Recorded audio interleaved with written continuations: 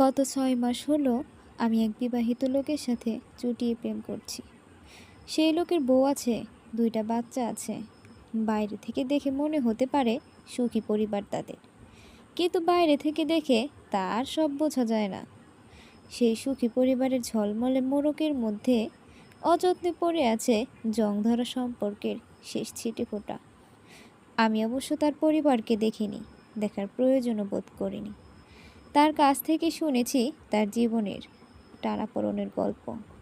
একই ছাদের নিচে দিনের পর দিন স্ত্রীর সাথে থেকেও না থাকার গল্প। মন মানসিকতার, ধ্যান ধারণায়, শিল্পে সাহিত্যে, শিক্ষা যোগ্যতায় সব কিছুতেই তাদের নাকি যোজন যোজন ব্যবধান। বিয়ের আগে এতটা বুঝতে পারিনি, বুঝতে পারার কথাও না। স্যাটেল ম্যারেজ ছিল তাদের।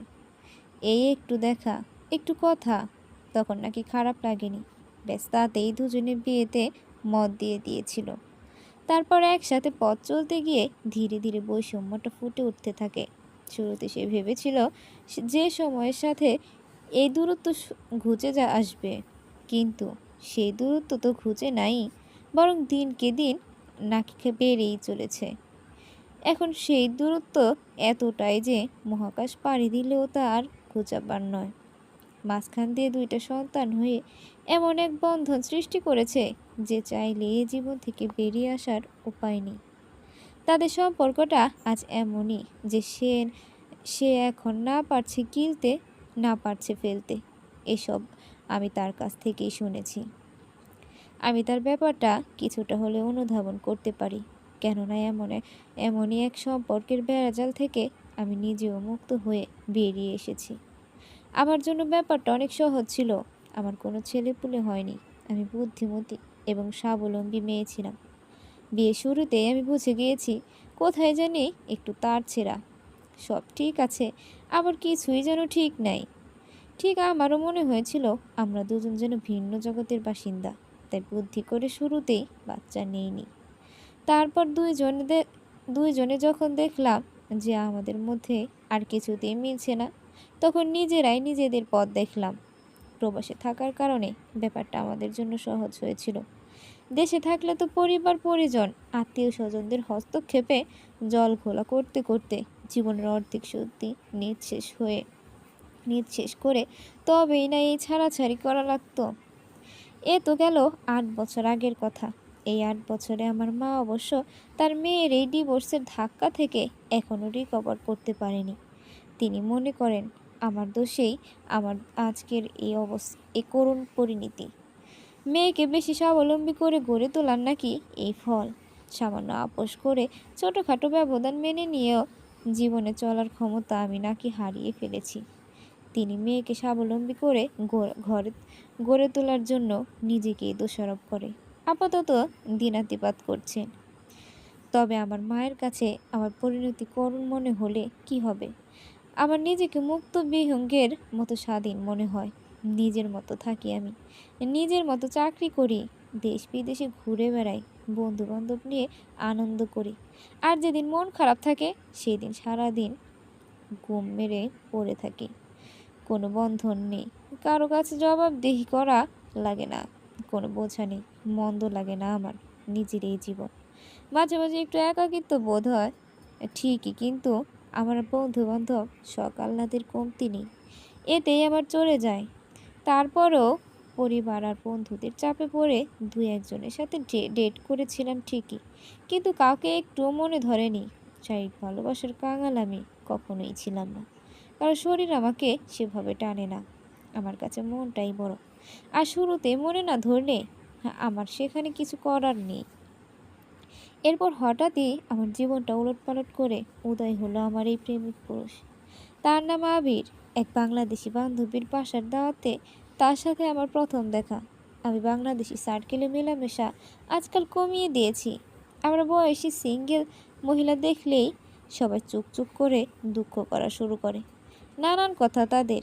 আমার একা থাকতে ভালো লাগে কি না, আমি নাকি বেশি মডার্ন, তুমুক ভাবির ডিভোর্সি দেবন নাকি পাত্রী খুঁজছে, এই টাইপের কথাবার্তা অসম্ভব বিরক্তকর লাগে আমার।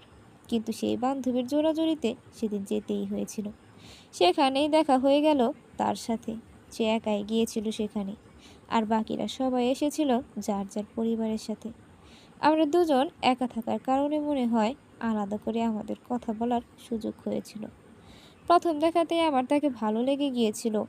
একেবারে গতানুগতিক, বাকি সব মধ্যবয়সী বাংলাদেশি সংসারী পুরুষদের থেকে একেবারে আলাদা, একেবারে অন্যরকম। কোথায় জানি মনে হয়েছে আমাদের দুজনের মাঝে এক অদৃশ্য তারের সংযোগ আছে। আমার বিয়ের পর আমার স্বামীর সাথে সেই তারটি ছেঁড়া মনে হয়েছিল। সেই তারটি কে যেন সযত্নে এখানে জোড়া লাগিয়ে দিয়েছে। আমার প্রতি তার মুগ্ধ দৃষ্টি সেই দাওয়াতে আমার নজর এড়ায়নি। আমি ভীষণ আধুনিক মনের মহিলা এবং সমাজের নানান বিধিনিষেধে আমি বিশ্বাসী না, কিন্তু আমার কিছু নিজস্ব নীতিবোধ এবং বিশ্বাস আছে। যতই অদৃশ্য তারের সংযোগ থাকুক না কেন, বিবাহিত 2 বাচ্চার বাবার সাথে প্রেম করা আমার রুচিতে বাধে। কেউ যদি তার স্ত্রীকে ছেড়ে আমার সাথে প্রেম করতে চায় সেটা অন্য ব্যাপার, কিন্তু 2 নৌকায় পা দিয়ে চলা মানুষের আমি ঘৃণা করি। সে কারণে তার প্রতি আকর্ষণ বোধ করলেও প্রশ্রয় আমি দেইনি। কিন্তু সে ছিল একেবারে নাছোড়বান্দা। যে দাওয়াতের পর থেকে একদম কিশোর বালকদের মতো আমার পিছ নিল, সেই পিছু আর ছাড়াতে পারলাম না। আমাদের ফ্রেন্ড সার্কেলের অনেকেই আমার পরিচিত, তাই আমার খবরাখবর বের করার তার জন্য কোনো ব্যাপারই ছিল না। অফিস শেষে বের হয়ে প্রায়ই দেখি যে অফিসের সামনে সে দাঁড়িয়ে আছে। বাড়িতে প্রতিদিন পোস্টে রং বেরঙের ফুলের সমাগম ঘটতে লাগলো। ছুটির দিনের সকালবেলায় আমার বাড়ির সামনে গাড়ি পার্ক করে সে বসে থাকে। দিনের পর দিন, মাসের পর মাস এইসব চলতে থাকে। এইসব ছেলে মানুষই কোনো মানে হয়? আমি তার সাথে সরাসরি কথা বলার সিদ্ধান্ত নিলাম। একদিন অফিস থেকে বেরিয়ে সোজা তার কাছে গিয়ে জিজ্ঞেস করলাম, আপনাকে তো আমার খুবই একজন ভদ্রলোক বলে মনে হয়েছিল, কিন্তু এখন তো দেখছি আপনি ভীষণ স্যাঁচরা। সে মোটেও প্রস্তুত হয়নি। সোজা আমার চোখে চোখ রেখে বলেছিল, কি করব, আপনার ভীষণ প্রেমে পড়ে গেলাম যে কিছুতেই নিজেকে কন্ট্রোল করতে পারছি না। কি চান আপনি? আমার সাথে পরকীয়া করতে চান? খুবই দুঃখিত, আমি মোটেও ইন্টারেস্টেড না। না, কিছুই চাই না, শুধু আপনার পিছু নিয়েই বাকিটা জীবন কাটিয়ে দিতে পারবো। বাহ, ভালো, কাটিয়ে দেন তাহলে। এই বলে আমি ফিরে যাচ্ছিলাম, কিন্তু সে আবার বলে উঠল, দাঁড়ান, শুধু আর একটা ছোট চাওয়া আছে। একদিন যদি আমাকে একটু সময় দিতেন, আমার জীবনের গল্পটা একটু শুনতেন, ব্যাস, আর কখনো কিছু চাইব না। আমার কৌতূহলী মন, এরকম প্রেমিক পুরুষ আমার জীবনে কখনো আসেনি। তার জীবনের গল্প শোনার আকর্ষণ আমি অগ্রাহ্য করতে পারিনি। আমি বলেছিলাম, ঠিক আছে, আজকেই শুনে ফেলি। আমার হাতে এখন সময় আছে, তাড়াতাড়ি বলে ফেলেন, শুনি আপনার গল্প। আপনি নিশ্চয়ই ডিনার করেননি? চলেন না, সামনে রেস্টুরেন্টে বসে একটু কথা বলি। এখানে দাঁড়িয়ে কথা বললে কেমন জানি লাগছে। না, আমি বাড়ি ফিরে ডিনার করব। তাহলে তো 1 কাপ চা কফি তো খেতে পারেন। চলেন, এই কফি শপটাতে না হয় কিছুক্ষণের জন্য বসি। আমি আর না করিনি, রাজি হয়ে গেলাম। তারপর কফি খেলাম, তার জীবনের গল্প শুনলাম। কেমন করে সে প্রেমহীন, ভালোবাসাহীন, শূন্য জীবনে প্রতিদিন ধুকে ধুকে মরছে সেই গল্প। এমন একদিন যায় না যে সে সংসারে ছেড়ে বেরিয়ে আসতে চায় না, কিন্তু তার স্ত্রী নাকি সব দিক থেকেই তার উপর নির্ভরশীল। সংসার ছেড়ে আসলে সে 2টি সন্তান নিয়ে একেবারে অথৈ সাগরে পড়বে। তাদের জীবন ধ্বংস হয়ে যাবে। অন্য কাউকে সে এই গল্প শোনালে হয়তো তাদের মনে হতো যে ঢং করার জায়গা পায় না, কিন্তু আমার তা মনে হয়নি। আমি নিজে জানি শূন্য জীবনের সম্পর্ক কতটা কষ্টদায়ক। সে তার স্ত্রীর ছোটোখাটো অনেক গল্পই শোনালো, যদিও তার স্ত্রীর ওপর কোনো দোষারোপ করেনি সে, শুধু তারা যে ভিন্ন সেটা বোঝাতেই এত কথা বলছে। আমারও মনে হয়েছে, আসলে কি ভিন্ন তারা দুজনে? কি কষ্ট করেই না সে সংসার করে যাচ্ছে। আমার সে সময় মনে হয়েছিল যে ভাগ্যিস আমি কোনো সন্তান হবার আগেই সংসার থেকে বেরিয়ে এসেছি, তা না হলে আমারও আজ এই পরিণতি হতো। সে শুধু অন্যরকম পুরুষই না, সে একজন প্রেমিক পুরুষ, একজন দুঃখী পুরুষ, আর মানতেই হবে সে যে একজন অসাধারণ গল্পকার। আমি মুগ্ধ হয়ে তার কথা শুনলাম। আমার মুগ্ধতা তার নজর এড়ায়নি। তারপর নিজেই বলেছিল, আপনাকে কাজের পর এতক্ষণ আটকে রাখলাম, এখন যেতে পারেন। আপনার কাছ থেকে আমার কিছু পাওয়ার নেই। আপনাকে আমার ভীষণ ভালো লাগে। আমার এই পিছনে ওটা শুধু মাঝে মাঝে কষ্ট করে একটু সহ্য করে নেবেন। এই ছোট একটু আনন্দ থেকে আমাকে বঞ্চিত করবেন না প্লিজ। এরপর জারি থাকলো তার এই পেছনেও। ধীরে ধীরে শুধু এই ছোট একটু আনন্দ কেন, তারও অনেক দেবার আছে। সব সব তাকে দিয়েছি, একেবারে উজাড় করেই দিয়েছি, কোনো কিছুতেই কার্পণ্য করিনি। বলেছি না যে এরকম প্রেমিক পুরুষ আমার জীবনে কখনো আসেনি। আমরা যেন একই তারে বাঁধা। মাঝে মাঝে তার পরিবার সম্পর্কে আমার কৌতূহল হয়েছে ঠিকই, কিন্তু খুব একটা গা করিনি। ভালোই তো কেটে যাচ্ছে আমাদের জীবন, চলুক না এভাবে, মন্দ কি। হঠাৎ করে আজ সকাল সকাল আমার ফেসবুক মেসেঞ্জারে এক নতুন মেসেজের রিকোয়েস্ট। সাধারণত আমি মেসেজ রিকোয়েস্টগুলো ভালো মতো না পড়ে ডিলিট করে দিই, কিন্তু মেসেজটি খুলেই আমার দৃষ্টি আটকে গেল। সেখানে লেখা, আপনি আমাকে চিনবেন না, আমি আবিরের ওয়াইফ। আপনি যার সাথে পরকেই আছেন সেই আবির। আপনি যদি সময় করে কোনো এক সময় আমার সাথে একটু দেখা করতে পারেন তাহলে ভালো হতো। আমার কিছু কথা ছিল। আমার হাত পা একেবারে ঠান্ডা হয়ে গেল। মেসেজটি এসেছে বিরোহিণী নামের এক প্রোফাইল থেকে। সেই প্রোফাইল আবার লকড প্রোফাইল, আর কভার পিকচার দুটোই ফুলের ছবি। আমি বুঝে নিলাম যে কেউ নিশ্চয়ই শয়তানি করছে। এজন্য আমি বাংলাদেশিদের সাথে বেশি মিশতে চাই না। ভীষণ প্যাচের বাঙালি। আমাদের সম্পর্কটা কেউ ধরতে পেরে ফুটিয়ে নেওয়ার চেষ্টা করছে। আরে সাহস থাকলে তো সামনে এসে কথা বল। আমার তো কিছু লুকানোর নাই। আমির অফিসের কাজে এখন ইউরোপে। এক সময় মেসেজ করে জানাতে হবে। তারপর অফিসে পৌঁছানোর পরপরই আরেকটা মেসেজ পেলাম। ওহ, আপনাকে আমার পরিচয় দেওয়া হয়নি। আমার নাম অদিতি। আজকে তো অফিস শেষে আপনার মনোরঞ্জন করার মানুষ নেই। অসুবিধা না থাকলে আজই আপনার সাথে দেখা করতে চাই। আমি আপনার অফিসের সামনে অপেক্ষা করব কেমন? এবার আমার বুক ডিপ ডিপ করা শুরু করছে। পরকীয়া ধরো পায়ের ভয়ে না।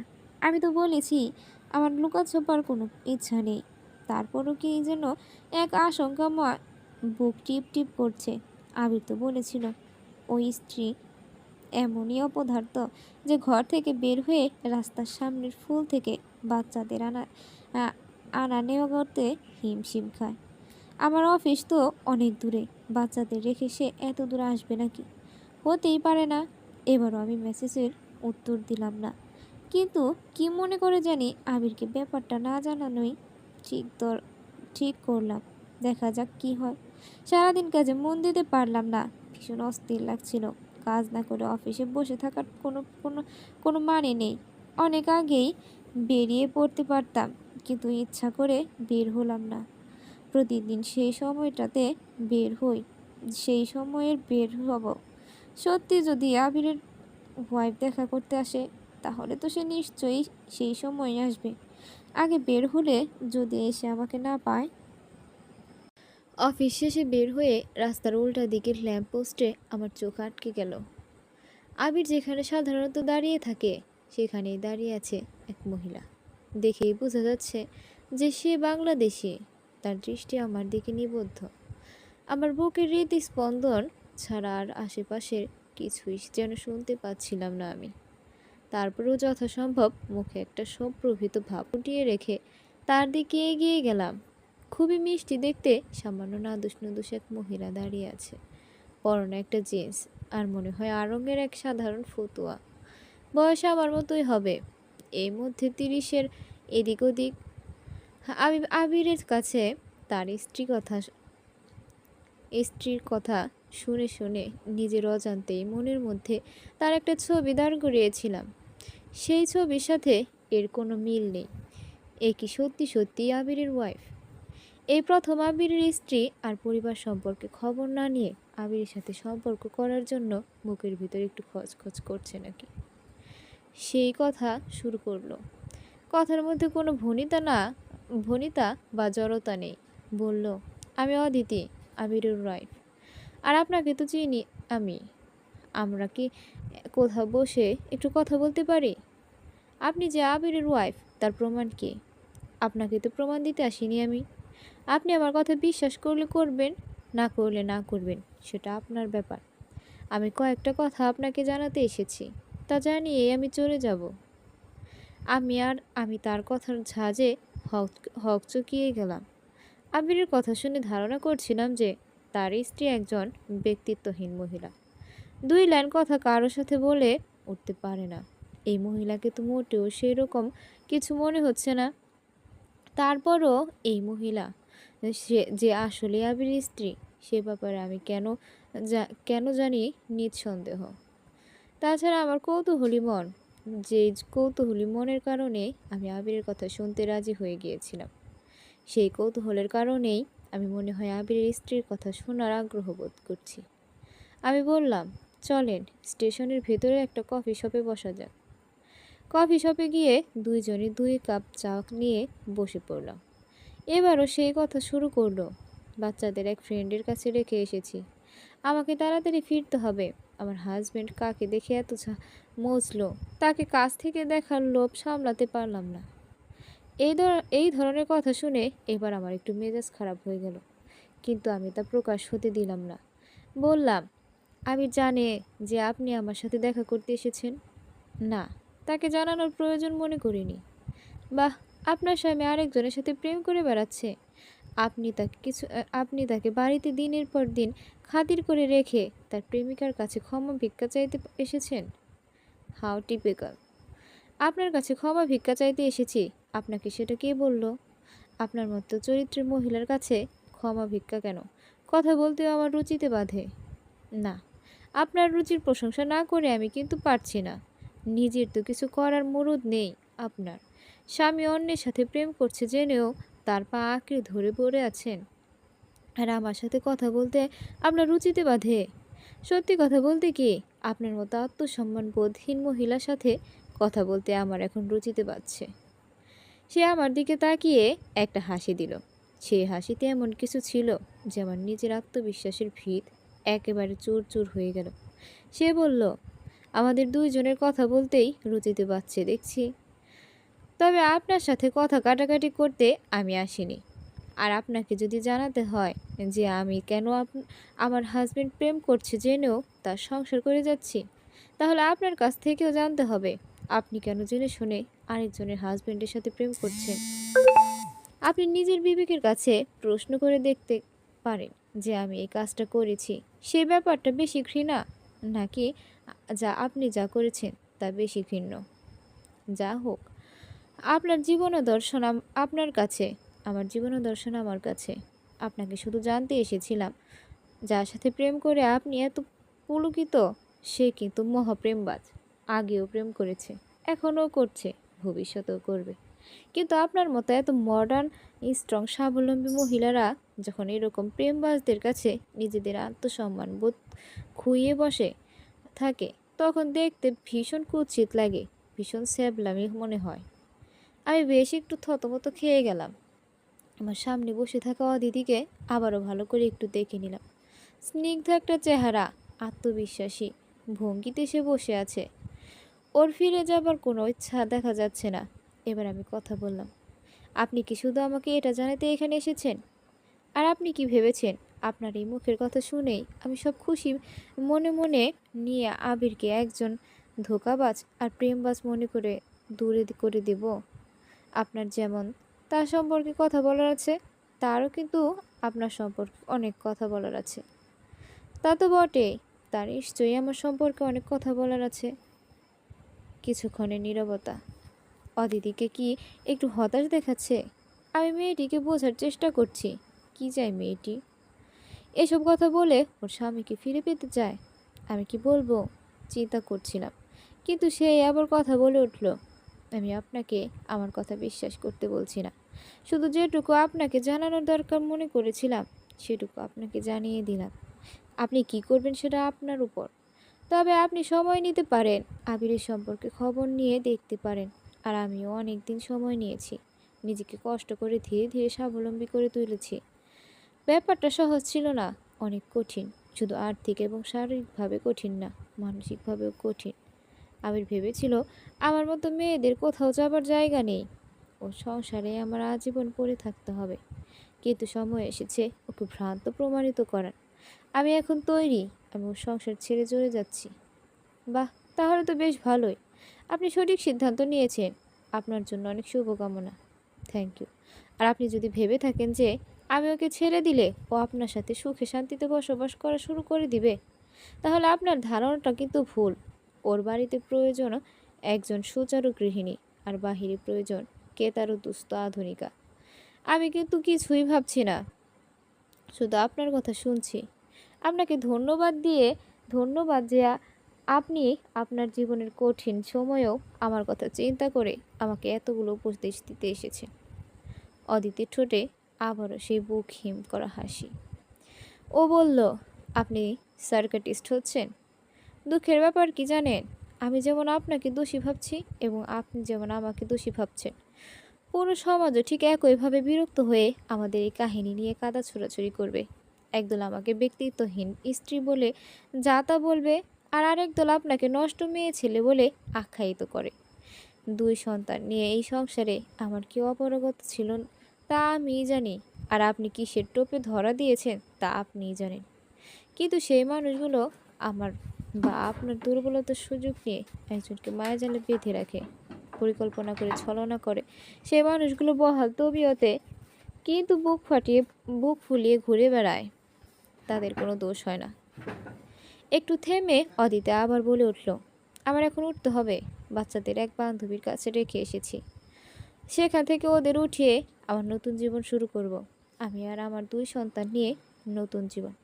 আমি জানি সেই জীবন মোটেও সহজ হবে না, হয়তো বা মোটেও আনন্দের হবে না, কিন্তু আশা করি অনেক সম্মানের হবে। আত্মসম্মানের অসম্মানের জীবন কিন্তু ভীষণ কষ্টের। আর আপনাকে এত কিছু জানালাম কেন জানেন? আমার মনে হয় আপনিও আমার মতো এমন মায়াজালে আটকা পড়ে গিয়েছিলেন, যে ভালো মন্দ বোঝার ক্ষমতা আপনার লোপ পেয়েছে। আমি জানি এই মায়াজাল, এই ধোকার আকর্ষণ কি সাংঘাতিক। তবে এই ধোকার জীবনে আর যাই থাকুক না কেন, কোনো সম্মান নেই। হয়তো বা এক সময় আপনি আমার কথা উপলব্ধি করতে পারবেন। ভালো থাকবেন, চলি কেমন? এই বলে অদিতি নামের মেয়েটি চলে গেল। আমি স্তব্ধ হয়ে ওর চলে যাবার দিকে তাকিয়ে থাকলাম, যতক্ষণ না পর্যন্ত ওর দৃষ্টির বাইরে হারিয়ে গেল। হঠাৎ খুব ক্লান্ত লাগা শুরু করলো। নিজেকে পরাজিত এক মানুষ মনে হচ্ছে। মেয়েটি যদি আমাকে গালাগালি করে, আমার সাথে রাগারাগি করে যেত, তাহলে হয়তো এরকম মনে হতো না। নিজের অজান্তে হঠাৎ করেই গত 6 মাসের সম্পর্কের নানা ঘটনা আমার চোখের সামনে ভেসে উঠল। আবির যে একজন অসাধারণ গল্পকার, এ ব্যাপারে আমার কোনো সন্দেহ নেই। কথার মোহেই আমি ওর প্রেমে পড়েছি। শুধু কি কথা, ওই যে অদিতি বলে গেল মায়াজাল, কি এক মায়াজাল আমি আটকে গেছি, যে আসলে ভালো মন্দ বোঝার ক্ষমতা যেন হারিয়ে ফেলেছি। হয়তো বা অদিতি ঠিক, আবির এক মহাপ্রেমবাজ, স্ত্রী খারাপ, প্রেম ভালোবাসাহীন দাম্পত্য সম্পর্ক, এসব হয়তো বা ওর প্রেমের এক কৌশল মাত্র। কিন্তু ও প্রেমবাজ কি প্রেমবাজ না, সেই ব্যাপারটা আমার কাছে আর মুখ্য না। ওর যে স্ত্রী আছে সেই ব্যাপারটাও তো আমার ঠিকই জানা ছিল। আমি তো সেই ব্যাপার জেনেই ওর সাথে সম্পর্ক করেছি। আর হয়তো বা আবির কথাও ঠিক, ওর স্ত্রীর সাথে দিনের পর দিন ধরে হয়তো ঠান্ডা সম্পর্ক, ওদের হয়তো যোজন যোজন ধন্যবাদ। তারপরও তো ওর স্ত্রী তার সাথে সংসার করে চলছে। এতই যখন কষ্ট, তাহলে সেই সংসার ছেড়ে আসার কোনো চেষ্টা করেনি কেন? সন্তানদের জন্য যখন এত মায়া, তাদের ব্যবস্থা করে না হয় বেরিয়ে আসতো। আর আমি নাকি এক মহানীতিবান মানুষ, বুক ফুলিয়ে বলেছি যে দুই নৌকায় পা দিয়ে চলা মানুষদের আমি ঘৃণা করি। এই 8 বছরে আমার সিঙ্গেল জীবনে আমি তো কাউকে ঠকাইনি। তাহলে কিসের মোহে, কিসের বশে সব নীতি সাধারণ বোধ খুইয়ে বসে আছি? আসলে নিজেকে ভীষণ স্যাবলা মনে হচ্ছে। আজ যদি অদিতি আবিরের সংসার থেকে বেরিয়ে আসার সিদ্ধান্ত না নিয়ে ঠিক এই একই কথাগুলো আমাকে বলে যেত, তাহলে ওকে আমার দুর্বল আর ছ্যাবলা মনে হতো। আজ যদি ও এখানে এসে আমার সাথে ঝগড়া বা রাগারাগি করার চেষ্টা করতো, তাহলে আমি ঠিকই নিজের আত্মপক্ষ সমর্থন করে নানান যুক্তি দাঁড় করে ফেলতাম। কিন্তু মেয়েটা যে কিছুই করলো না, কিছু না করেই আমাকে এভাবে পরাজিত প্রতিপন্ন করে চলে গেল। আমার হঠাৎ মনে হলো যে আমি আমি জানি আমাকে এখন কি করতে হবে। আমাকেও সম্মানের জীবন ফিরে পেতে হবে। ব্যাপারটা হয়তোবা সহজ হবে না। এই মায়াজাল ছিন্ন করা যে বড়ই কঠিন। কিন্তু এত প্রতিবন্ধকতার মধ্যেও অদিতি যখন পেরেছে, আমাকেও পারতে হবে। আর আবির, ওর কি হবে? আমরা দুজন ওকে ছেড়ে গেলে ওর কি কোনো চৈতন্য হবে? ও কি বেছে নিবে সম্মানের একটা জীবন? যেই জীবনেই বেছে নিক না কেন, আমার হাতে আমার তাতে কি? চুলোয় যাক আবিরের জীবন। ওর কথা চিন্তা করে আবারও কেন অকারণ মায়া বাড়ানো? এই মায়াজাল যে বড়ই লজ্জার, বড়ই অসম্মানের।